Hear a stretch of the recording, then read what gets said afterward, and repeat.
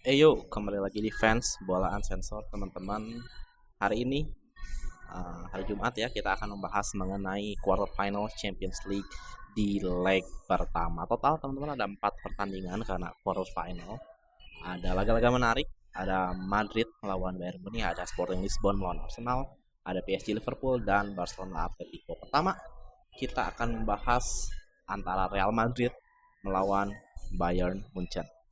Real Madrid yang penuh masalah musim ini, seperti yang kita tahu, sudah melakukan pemecatan pelatih Xabi Alonso di tengah musim. Itu keputusan yang sangat sangat buruk, mengingat Xabi Alonso punya potensial yang cukup tinggi untuk menjadi pelatih sukses di masa depan, bahkan sudah sukses di Jerman bersama Bayer Leverkusen, tapi sayangnya manajemen Real Madrid memutuskan untuk menggantinya di tengah jalan.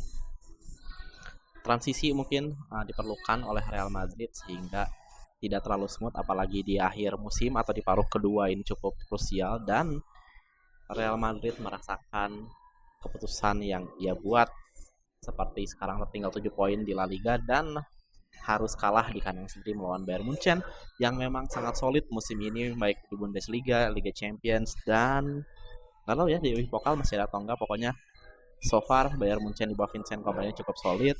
Sempat ada krisis di penjaga gawang, namun so far so good. Kayak Manuel Neuer kembali bermain, dan bahkan di laga semalam Manuel Neuer mendapatkan man of the match.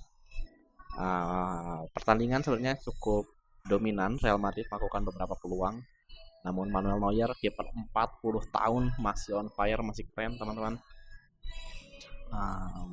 Gampang dieksploitasi karena memang di sebelah kiri Bayern Munich ini si right backnya ya ada Stanisic, pemain muda asal Kroasia, tapi ada dibantu juga oleh Joshua Kimmich, tapi tetap Mbappe dan Vinicius terlalu powerful, meskipun ya kadang Mbappe yang agak bingung sebenarnya dia di Real Madrid sepertinya diplot sebagai central forward atau sebagai striker, namun somehow selalu berada di posisi kiri, yang mana situ adalah Vinicius Junior. Dan dilihat dari shape-nya, Real Madrid bermain lebih ke 4-4-2 ya, dibandingkan 4-3-3 seperti yang kalau kita lihat di awal tuh starting line up-nya. But so far Real Madrid dalam masalah besar di sini, harus menghadapi Bayern Munich di Allianz Arena pada leg kedua nanti. Cukup berat meskipun selisihnya 1 gol dan away goal sudah tidak berlaku, jadi Madrid cukup menang dengan selisih 2 gol ataupun menang dengan selisih 1 gol untuk bisa ke extra time ataupun ke penalti. Namun kalau kita lihat ini Bayern Munich, skuadnya yang cedera sudah mulai kembali, seperti Hiroki Ito, bek asal Jepang yang cedera lama, kembali bergabung. Alphonso Davies kembali bermain setelah lama cedera juga. Manuel Neuer kembali lagi. Juga Jonas Urbik, kiper muda yang menjadi prospek jangka panjang dan juga sudah kembali. Lalu juga ada Jamal Musiala ya, yang memang on and off gara-gara cedera ACL yang panjang di awal musim. But so far penampilan bintang dari Michael Olise, lalu juga ada Luis Diaz, Harry Kane teman-teman, membuktikan kelasnya sebagai striker kelas dunia, on fire tentunya untuk Bayern Munchen musim ini. Ya, so far saya agak agak menunggukan Bayern Munich ya untuk di leg kedua nanti, mengingat bermain di Allianz Arena dan juga on fire. Madrid juga teman-teman tidak diperkuat oleh Thibaut Courtois yang memang masih cedera. Kita juga masih belum tahu apakah nantinya dia akan tetap apa bisa dibawa atau tetap memainkan Andriy Lunin ya, si penjaga gawang. But Real Madrid banyak masalah. Itu tentunya menjadi PR besar bagi Arbeloa di ruang ganti. Sebenarnya Arbeloa ini punya ciri khas unik ya dibandingkan dari Xabi Alonso, itu selalu memainkan pemain dari akademi sendiri. Seperti siapa sih Pitarch nih depannya? Kita lihat dulu ya teman-teman. Lupa. Sergio Thiago Pitarch. Ini pemain dari Real Madrid Castilla, dan sebelumnya juga memainkan pemain muda ya waktu melawan Mallorca. Dan ya, itulah ciri khas dari Alvaro Arbeloa, berasal dari pelatih akademi, punya kepercayaan tinggi terhadap pemain akademi Real Madrid. But panggung Liga Champions mungkin cukup besar, sangat besar, sehingga pressure yang dirasakan cukup tinggi, sehingga Peter Shilton tidak dapat perform ya saat melawan Bayern Munich dan langsung digantikan oleh Jude Bellingham sekitar menit 60-an. So ya, begitu teman-teman. Real Madrid dengan meme Mbappe the Diktator akan menghadapi Bayern Munich di bentengnya sendiri di Jerman. Akan sangat sulit, but ya kita lihat. Saya berharap sih ada kejutan ya di leg kedua quarter final Champions League, but ya kalau dilihat dari pola, dilihat dari bagaimana mereka bermain sepanjang musim ini, Bayern Munich tentunya sangat amat diunggulkan untuk menang lawan Real Madrid di leg kedua.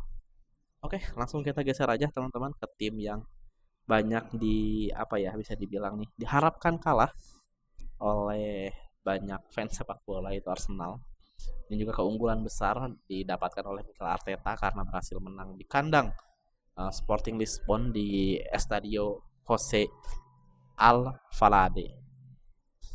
Menang tipis di menit-menit akhir melalui gol dari Kai Havertz, tentunya menjadi clutch goal, assist dari Martinelli yang dribblenya agak aneh, agak unik sebenarnya. But ya, win is win. Kita lihat Gyökeres juga selalu ditahan. Sporting sebenarnya cukup paham bagaimana pergerakan dan apa yang akan dilakukan oleh Gyökeres, sehingga Gyökeres dapat diatasi oleh Sporting, tapi Kai Havertz, pemain dari lini kedua, berhasil menerima umpan dari Gabriel Martinelli. So far dari Sporting tidak banyak kejutan seperti yang kita lihat di Champions League musim ini. Bermain cukup aman, cukup ya menguasai bisa dibilang pertandingan ya. 50-50 lah sebenarnya sama Arsenal. Kalau saya lihat ya, saya nggak lihat juga lagi berapa posisinya ya, tapi kita lihat dulu ya, takut saya salah.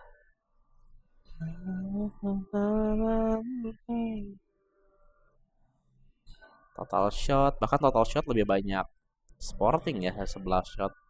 Cuman ya yang berbahaya mostly dari Arsenal ya dibandingkan dari ini. Ya so far cukup berimbang permainan antara Sporting dan Arsenal. Sporting juga cukup kesulitan untuk mengejar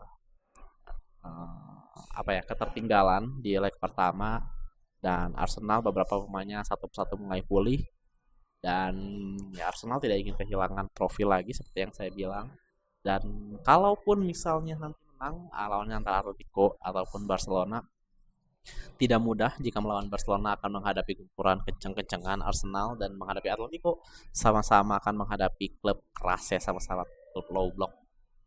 But ya, that's Arsenal teman-teman, tampil bisa dibilang cukup aman lah, bisa dibilang menarik secara permainan, atraktif secara permainan pun biasa aja. Mereka bermain sangat amat aman, yang penting menang, tipis juga it's okay. Sangat memanfaatkan set piece atau bola-bola mati, but ya, that's Arsenal guys. Kita lanjut ke matchday kedua, ke hari kedua. Ini ada Liverpool menghadapi Paris Saint-Germain yang sangat amat on fire. Gila, kalau teman-teman ada yang ya even kalau nggak nonton highlightnya, teman-teman bisa lihat semengerikan apa Paris Saint-Germain melawan Liverpool. Banyak sekali shot ataupun percobaan peluang yang dilakukan oleh PSG, bagaimana kreativitas mereka bermain.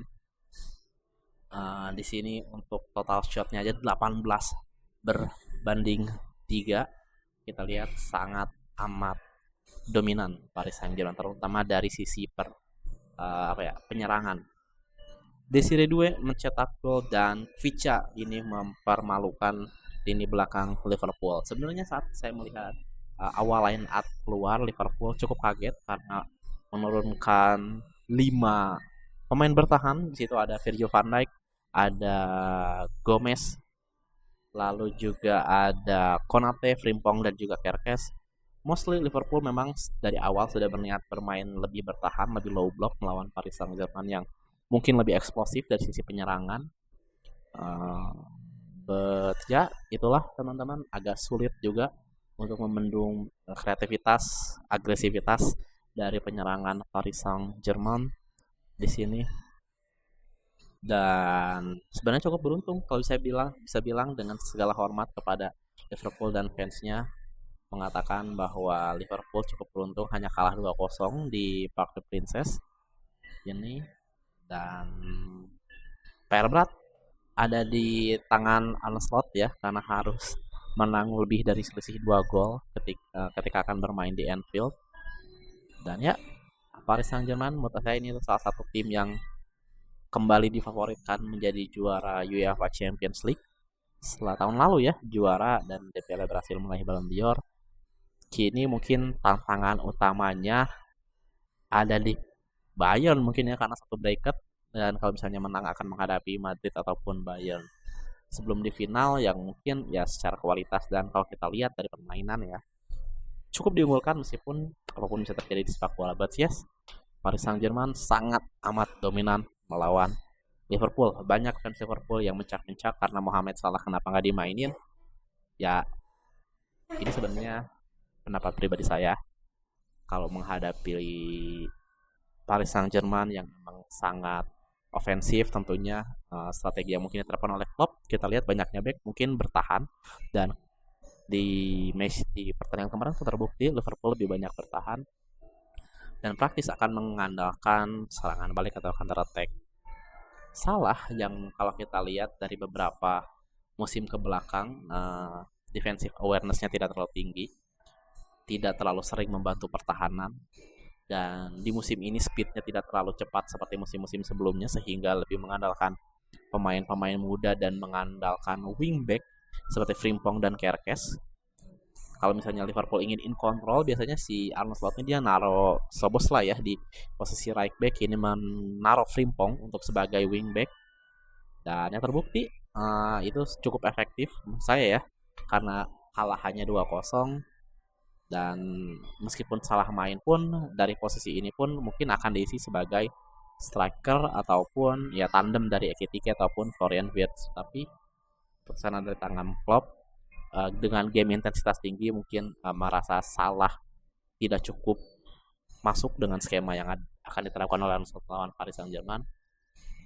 So itu mungkin penjelasan yang mungkin bisa saya berikan ya, mencoba memahami isi kepala dari Arne Slot bahwa ya Mohamed Salah mungkin nggak bermain ya karena emang skemanya nggak mendukung lo buat main. Salah nih kayak lebih kalau Liverpool lebih menguasai pertandingan, lebih dominan, di situ Salah turun, tapi di saat intensitas tinggi cukup banyak bertahan, sepertinya peran dari Mohamed Salah ini agak sulit untuk dimaksimalkan ya dalam taktikal melawan tim-tim yang lebih ofensif.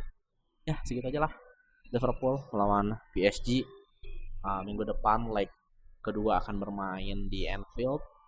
Atmosfernya tentunya akan sangat beda, mental besar harus ditunjukkan oleh Paris Saint-Germain dengan skuad mudanya, but ya saya sangat berharap Liverpool di Anfield lebih menyerang ya. Terlepas skornya apa, pokoknya Liverpool setidaknya harus lebih agresif dibandingkan Paris Saint-Germain karena tujuannya mereka adalah untuk meraih kemenangan. Oke, lanjut. Terakhir, ini dia laga paling kontroversial, paling rame, paling berisik seantero minggu kemarin. Di sini ada Barcelona yang kalah 2-0 melawan Atletico Madrid di kandangnya sendiri. Atletico Madrid lagi-lagi kembali menunjukkan kelasnya melawan Barcelona meskipun beberapa hari yang lalu kalah oleh Barcelona di Camp Nou. Kini Atletico Madrid berhasil mengatasinya.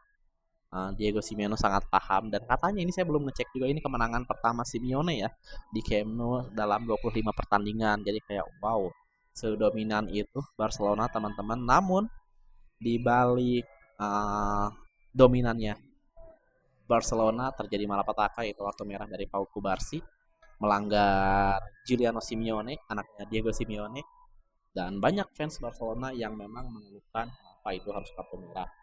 Ini banyak perbedaan pendapat, ada beberapa pandangan, namun saya sepertinya pemandangan dengan wasit, mohon maaf fans Barcelona dan juga pemain Barcelona, karena memang di situ Pau Cubarsí adalah pemain terakhir dan ia melanggar pemain di garis terakhir. Pemain tersebut posisinya tidak offside, meskipun katanya pembelaan dari fans Barcelona kan bolanya belum dikontrol, ada kemungkinan buat tackle, but menurut pemahaman saya itu adalah pemain terakhir, sehingga keputusan wasit memberikan kartu merah cukup valid dan cukup beralasan kuat.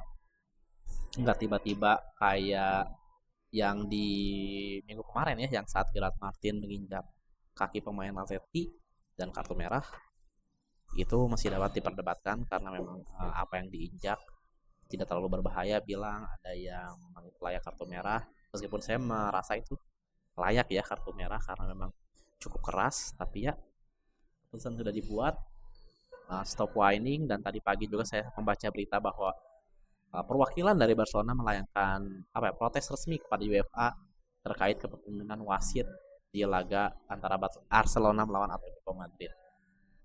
Dan ya, itulah malapetaka pertama dari Barcelona. Dan ya, kita lihat dulu ya. 7 Pedri ya langsung.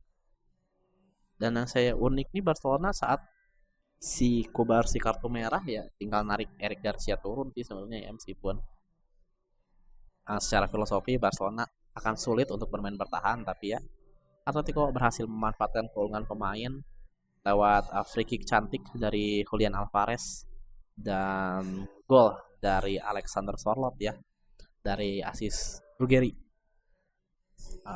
Cukup keren. Atletico Madrid sangat paham Barcelona, meskipun lebih banyak kalahnya, tapi mereka menang di saat dibutuhkan, seperti pada saat Copa del Rey, semifinal Copa del Rey, dan sekarang.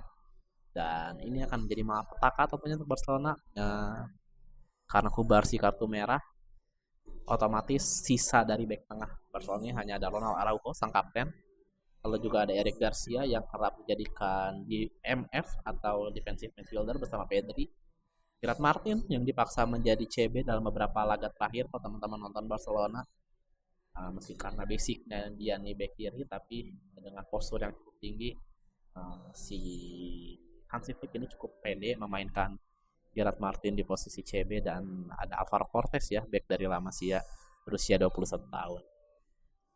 So, tidak akan mudah bagi Hansi Flick menghadapi Atletico Madrid, mengingat Atletico Madrid spesialis dalam bertahan, meskipun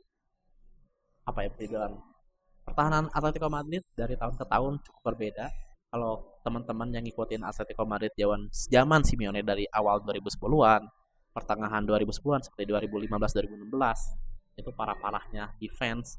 Lalu juga akhir 2010-an kayak 2019-2020 sampai sekarang 2005-2006, itu tentunya permainan Atletico cukup berkembang, meskipun dari secara formasi dan segi taktikal cukup mirip, selalu memainkan formasi 4-4-2 dengan bisa dibilang sayap atau winger yang cepat,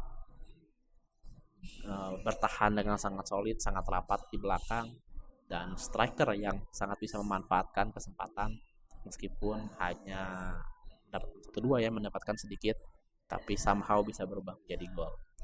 Polanya selalu seperti itu, pemainnya keras-keras, pemainnya kayak jago dalam duel, spesialis dalam pertahanan.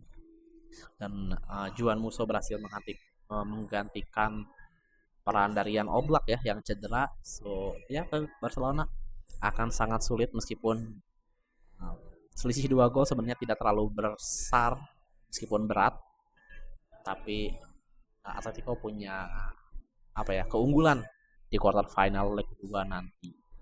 So itu teman-teman untuk review bisa dibilang ya terkait quarter final di leg pertama. Jujur cukup cukup puas lah dengan hasilnya. Ada beberapa kejutan yang ternyata Atletico Madrid menang melawan Barcelona. Sisanya biasa aja kayak Bayern, Arsenal, dan juga PSG menang.